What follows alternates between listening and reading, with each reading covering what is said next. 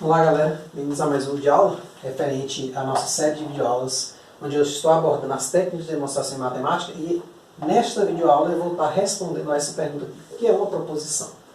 Como eu venho fazendo, antes de iniciar propriamente as técnicas de demonstração, eu venho apresentando alguns conceitos e os significados que eles têm dentro do campo matemático. Por exemplo, eu estou me restringindo mais ao campo matemático. Pode ser conhecida, né, com outras áreas, tá certo? Ou pelo menos seja bastante semelhante, né? A gente espera isso, né? Mas assim, a gente vem definindo esses termos. Então, assim, termos como definição, proposição, que é esse aqui que a gente está abordando agora, axiomas, postulados, teoremas, corolários, lemas, todos esses termos são extremamente importantes, certo? Quando você estuda matemática.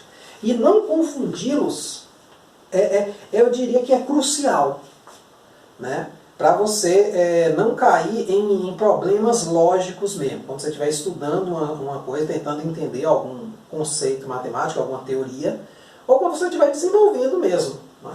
Imagine que você vai estar num nível avançado. Então, você precisa ter bem fundamentado a diferença entre cada um. Tá certo? Então, eu fiz uma videoaula para cada um desses termos.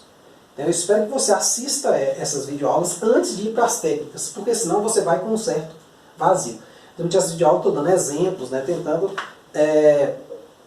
digamos assim, tornar o mais próximo possível de nós. Né? Esses exemplos são exemplos, muitas vezes, dentro da própria matemática mesmo, exemplos que são conhecidos, mas que, às vezes, você não sabe classificar em que campo ele está. Pô, isso é um teorema, é uma proposição, é uma definição, é um axioma. O que é isso aqui que está posto? Né? Então, é isso aí que a gente vai tentar fazer.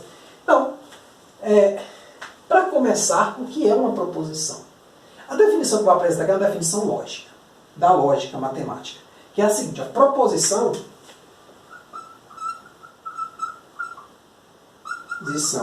é um termo usado para, em lógica, né, usado em lógica, melhor, né, botar assim, em lógica,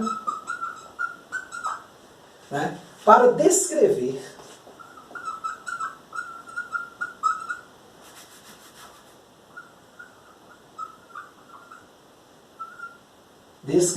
o conteúdo de uma asserção. Certo? O que vem a ser uma asserção? Né? Antes de mais nada, quer dizer, a lógica, aí vale o convite, né? Você pode estar olhando lá minha playlist sobre lógica, matemática, lá eu botei só uma introduçãozinha lá, então eu falo o que é. Né? Eu até dou mais exemplos lá do que é uma proposição e tal. Então, assim, para você entender, a gente está baseado naquela lógica lá, tá certo? É um conteúdo simples, né, de nível acessível. É mais tranquilo do que o próprio estudo das técnicas de demonstração. E, na verdade, seria um pré-requisito, né? Então, assim, para você vir para cá, é um convite que eu te faço, dê uma olhada antes naquela playlist lá. Então, a proposição é um termo usado em lógica para descrever o conteúdo de uma asserção. Mas o que vem a ser uma asserção? Né?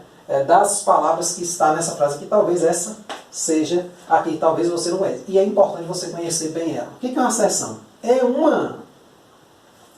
uma espécie de sentença ou um conteúdo, né, que pode ser verdadeiro ou falso. Então, uma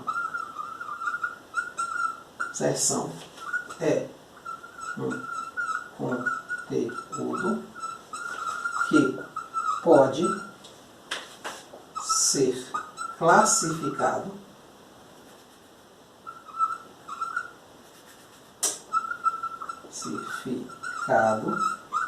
em verdadeiro ou falso. Claro que é exclusivo, né? Se você ler lá a playlist de lógica, né, esse ou aqui, ele não necessariamente é exclusivo. Quer dizer, esse aqui é exclusivo. Ou o conteúdo é verdadeiro ou o conteúdo é falso. Tá certo? Dentro da estrutura que você está estudando, de duas uma. Ou é verdadeiro ou é falso. Claro que mudando-se a lógica, um conteúdo verdadeiro de um pode ser falso em outro e vice-versa. Então, tome bastante cuidado. Mas dentro da estrutura que você está estudando, você sabe o conteúdo, se aquele conteúdo é verdadeiro ou não. Então, o que acontece? Ó? De modo geral, quando a gente está em matemática,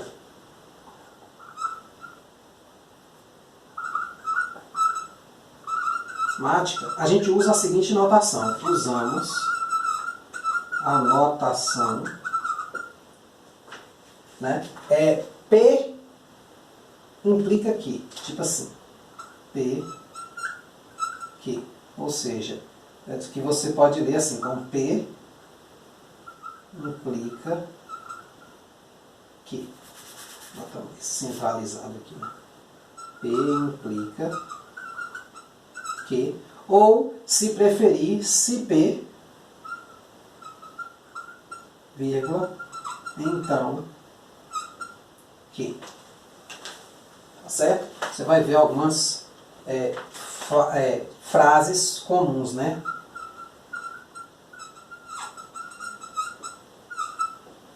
Tipo assim, se chover, então vai molhar, né? Digamos assim, então é um se, uma certa hipótese e depois uma certa consequência dessa hipótese. Se a hipótese chover, vou botar aqui um pouquinho distante, vai molhar. P chover, que molhar. Aí é assim, vai o convite aí para você estar lá na playlist lá de lógica. Lá eu falo um pouco melhor sobre essas coisas, tá certo? Então, vou dar aqui alguns exemplos de proposições. Então, ó, são proposições.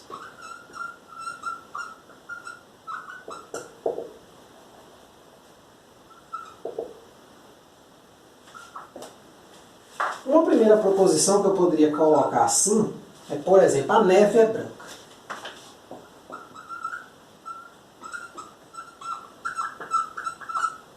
Você acha que é verdadeiro ou falso? Não vale pegadinha, né? Por exemplo, você chegou lá, jogou kisuke na neve, ela ficou vermelha, e você vai dizer, não, a neve não é branca, aquela ali é vermelha. Isso aí não é mais neve.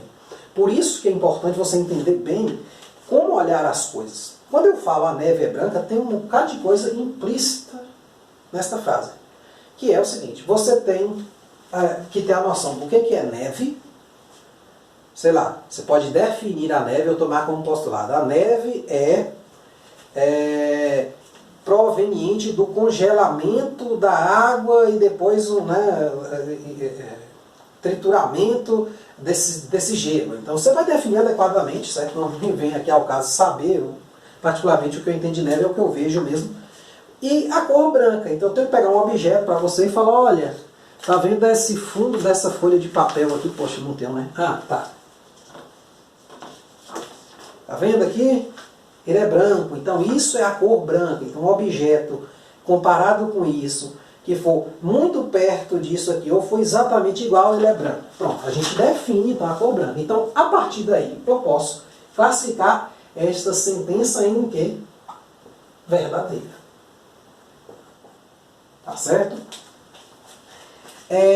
Uma outra sentença que a gente pode ter é o seguinte. Imagine que você conheça um indivíduo chamado João.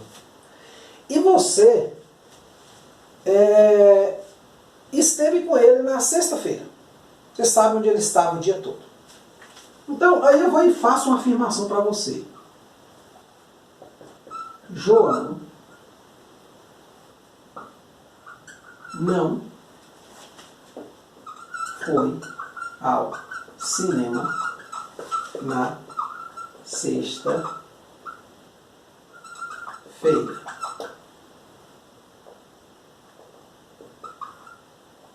Certo? João não foi ao cinema na sexta-feira. Então perceba que esta afirmação, ela também pode ser classificada como verdade ou falso. Mesmo que você não estivesse com João na sexta-feira, você pode perguntar a ele, e supondo que ele vai responder a verdade, então ele vai falar e chegar e falar, não, eu estava no shopping, mas não fui ao cinema. Então essa afirmação aqui, João não foi ao cinema, ela é verdadeira. De fato, ele não foi ao cinema. Tá certo? Uma outra afirmação que a gente pode ter seria o seguinte: 4 não é par.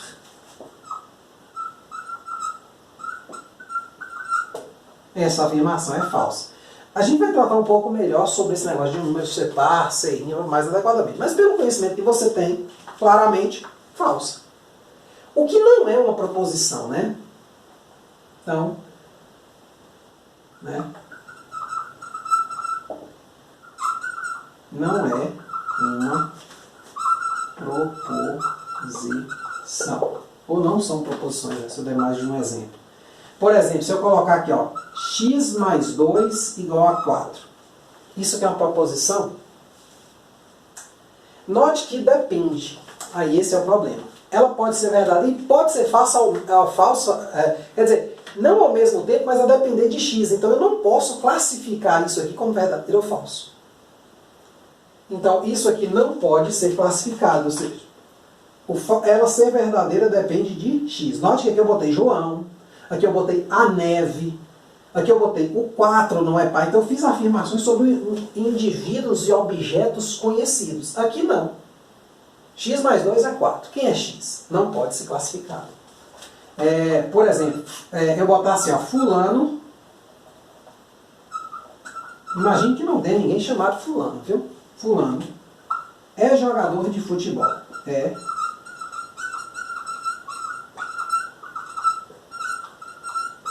Ó, fulano tem o mesmo papel de x aqui nessa questão. Fulano é para representar uma variável, digamos, desconhecida, ou seja, um nome comum que você pode atribuir, um apelido comum ou uma forma de mencionar uma pessoa comum, qualquer.